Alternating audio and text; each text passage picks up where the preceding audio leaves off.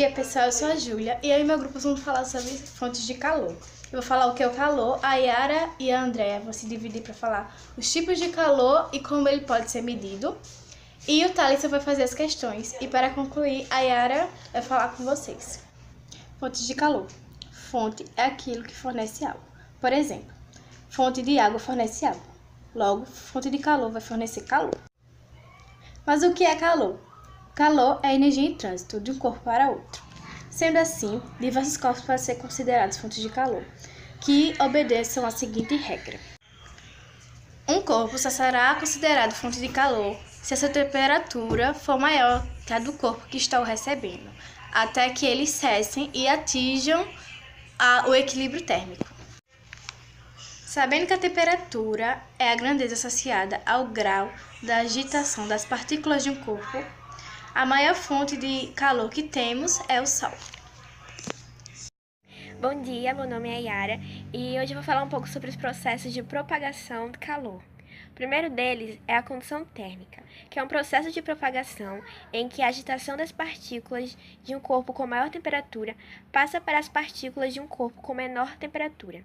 Existem os isolantes térmicos, que são aqueles que dificultam a passagem de calor, e os bons condutores térmicos, que são aqueles que facilitam a propagação do calor.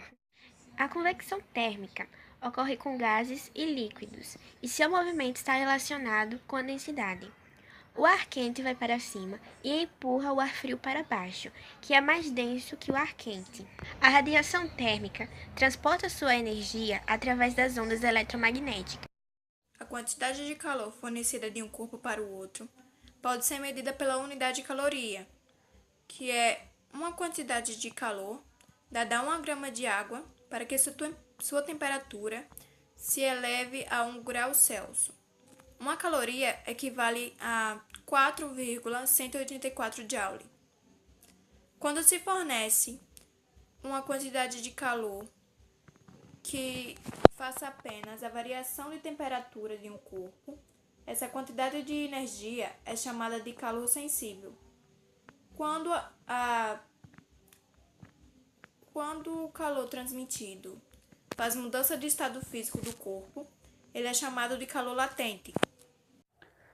Bom dia, meu nome é Thaleson, sou do 2º ano B e vou responder umas questões sobre fontes de calor.